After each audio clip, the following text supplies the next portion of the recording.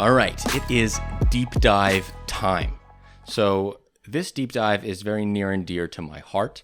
We are going to be talking about social wealth funds or sovereign wealth funds. You may or may not have heard about them in the past, but I think it is an amazing policy idea that should be taken up by municipalities around the country and by the national government as a whole. I really think it's an amazing path to generate good revenue and save money in the long run for future generations and really put money to work that can go towards building out a safety net that is way more strong and way more resilient than what we have. So what is a social wealth fund? A social wealth fund is when governments invest a portion of their revenues, whether it's from resources on their land, whether it's from businesses, whether it's from real estate taxes, and use that generated capital to address social inequities. Matt Bruning, writing for the People's Policy Project, said it best when he defined it as the following. He defined it as collectively held financial funds, fully owned by the public and used for the benefit of society as a whole. The idea is simple. The government directly owns a large pool of income-generating assets and then uses the return on those assets for social welfare purposes. There are some examples of this currently in the United States. One example is Alaska. Alaska has a public oil company, or at least partially public, and the returns from this oil company then go back to the people of Alaska every year in the form of a specific dividend. Now, this dividend concept of the public wealth fund is one avenue in which it could benefit the public, right? If you have this income generating assets, whether it's $30 million in the S&P 500 or whatever, we can get the dividend of the increased amount of value you get out of that fund and send it to every person in the country. That's one way to do it. Mm-hmm. Another way to think about a social wealth fund is you raise up this capital and it creates a perpetual amount of money that you could use every year to build out new social programs entirely. On the municipal level, you can think about creating all new departments totally generated from the social wealth fund. And this is kind of the concept. There have been a lot of social wealth funds around the world. There are currently around 80, and these are ran by approximately 60 governments. There are even some in the United States. Mm-hmm. Now, the one that I like to look at a lot is the North Dakota Legacy Fund. Now, the North Dakota Legacy Fund was put into law in 2008. It was voted on by the people 64% to 36%, and it would take 30% of all oil revenues from the specific oil field and put it into a legacy fund that couldn't be touched for like 2 decades. They couldn't touch the fund for 2 decades. Then once the fund grew after these 2 decades of being invested, now they're able to take out a certain portion of that money and use it for infrastructure improvements, use it for different things. And this is exactly what I would like to take on the international, national, and municipal levels of government. One of the best examples of this, going back in history, is the Swedish model. And it shows how a sovereign wealth fund can't just be a benefit to citizens, but can also be a shift of power from private entities to public, more responsive organizations that have the public interests at heart. Yeah. So the Swedish model, the idea came up in the 70s.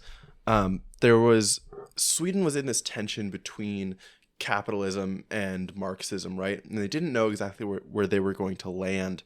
But the idea was, okay, we can maybe implement a tax where we slowly accrue wealth under the umbrella of the government, and then the state will slowly begin to own all of the wealth so that the benefits of the production can be equally distributed to the people.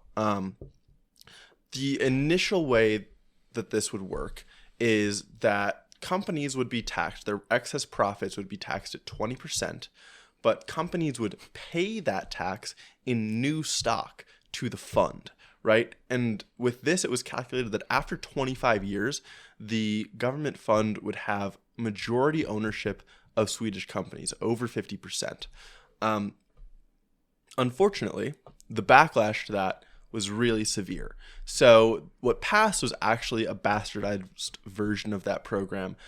that was implemented where instead of shares were issued directly to the government fund, there was a smaller tax on profits that was used to buy stock in the companies. But wildly to me, even with that lesser version, this led to the fund owning 7% of all Swedish company stock over the course of 9 years. That is and this is voting shares too. Like Yeah. it means that the government has 7% stake in the economy. Yes, exactly. That's wild. It's so cool. And now these versions of the funds have stuck around for decades. So these funds are now huge, and there are two versions that are like they're different versions of government pension plans. One is invested only in Swedish companies. One is invested in assets globally. The combined value of those funds is now equal to 248% of the country's GDP. Unreal. That is so crazy. And that means that Sweden's government owns about 59% of the country's total wealth. That's insane. Wait, is it Sweden or is it Norway? It's Norway. Is it Norway? It's God Norway. No, damn it's it. fine though. It's Norway. They feel like the same thing. Yeah, it doesn't matter. So that's insane. 59% of the wealth.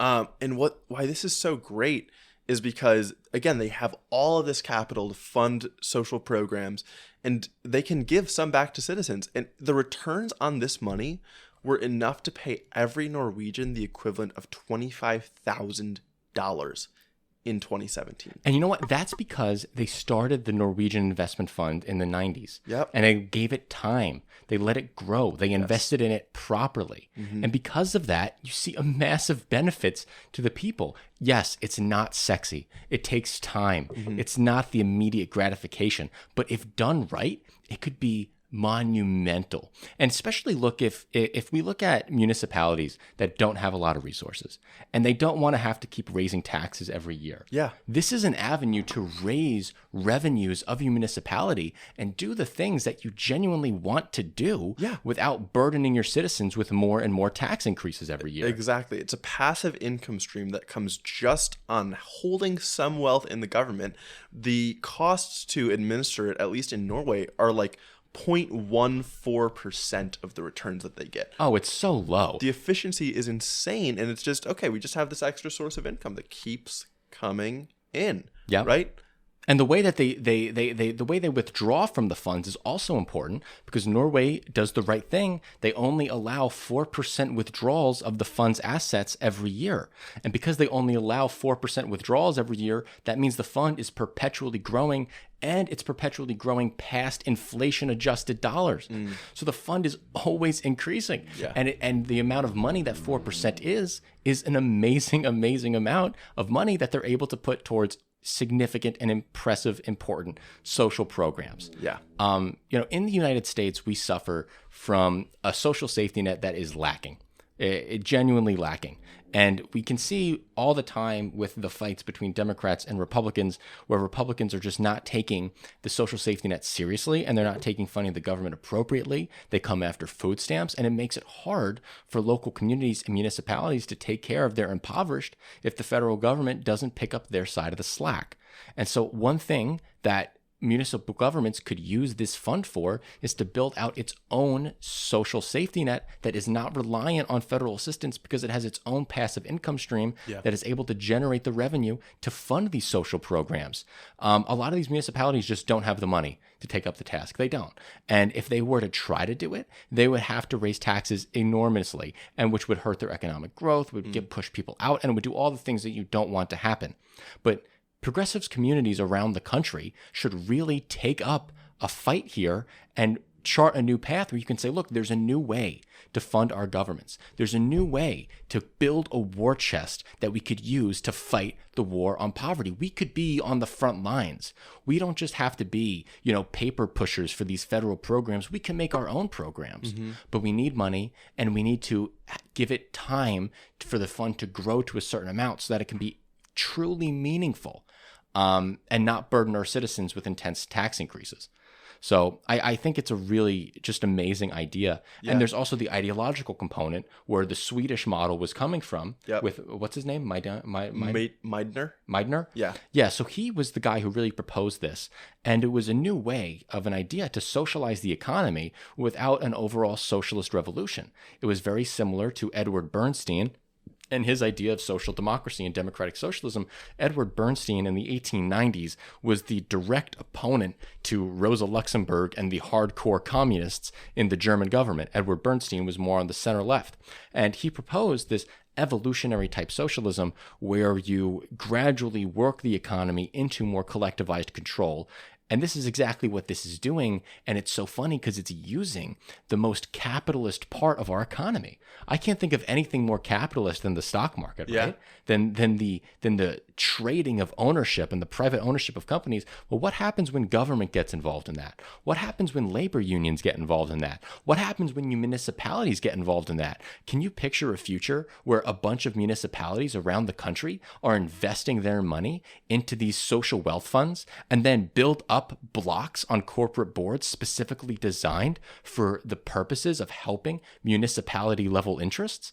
You can picture a future where municipality social wealth funds are able to control 5, 4, 6% of corporate board votes, and now municipalities are a voting bloc. Yeah. Right? And then if the federal government gets involved, like Sweden's and Norway's does, then like the Norwegian model, 7% of the company or whatever is owned 7% of the economy is owned by the Norwegian government. Mm-hmm. They're able to force regulations on the companies that specifically benefit the Norwegian people in a way that makes the economy specifically responsive to the people's will. Yeah, it becomes more tailored to the social good because we always talk about how there's a discrepancy oftentimes between the profit margin and what is actually best for society. And this way, you can bring that discrepancy closer together because the advocates on the board that are directing the companies will be the ones who are incentivized to create the most social good that they can. Yes. I will say the ideological component also is where there's going to be some controversy, right? Because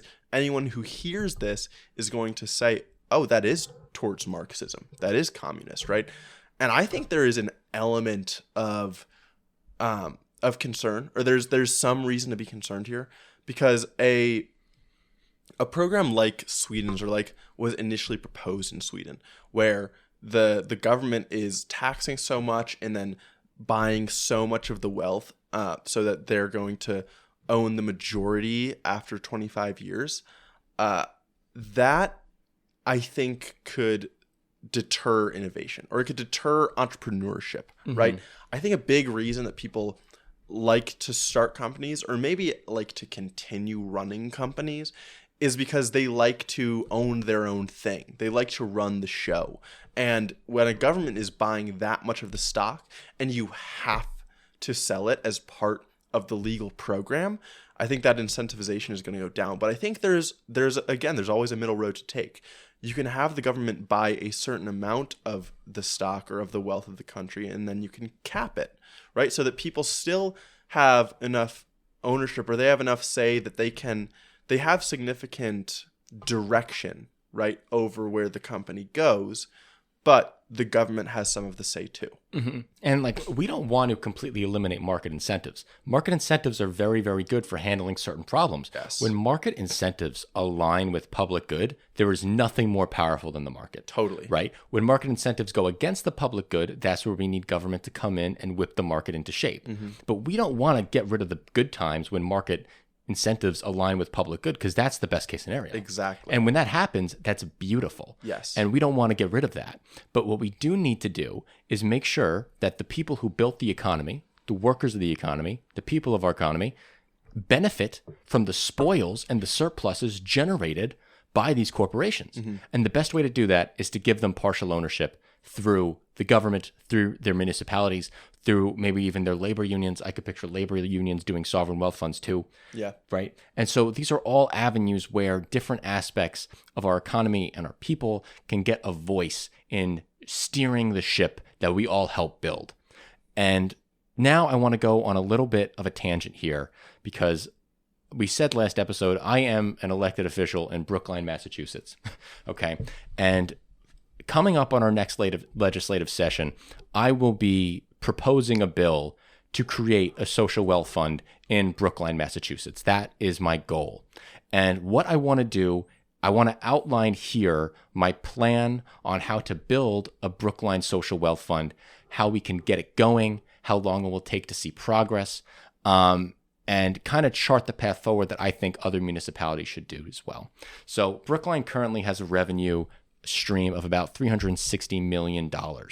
Out of this $360 million, my proposal is to take 0.14% of the overall generated revenue, which is $504,000, and invest that into a standard S&P 500 index fund, or maybe even the state mutual fund that pension funds across the Commonwealth of Massachusetts can invest in. Now, the overall town's budget will increase approximately 2.5% every year. So I want to continue putting in 0.14% of the revenue, not that flat $504,000, but so it goes up every year as the town revenue goes up. So first year is $504,000, second year is $516,000, and so on and so on. So with this money getting deposited into the social wealth fund, it's growing at 8%. I want to lock that fund for 40 years about. Lock the fund. All the numbers can be adjusted later through a lot of conversations with my local advisory committee, which is responsible for the budget, with local selectmen, who are basically the equivalent of the mayors in this town. And we can talk about the right numbers to do so. But this is the general principle and the general formula on how we can go about doing this. So you invest this money, save it for 40 years, and by 40 years, we will have $148 million, around $150 million in this social wealth fund. If we adjust that for inflation, that's about $45 million in today's money. That's about 15% of our budget. So 15% of our budget could be stored in the social wealth fund forever.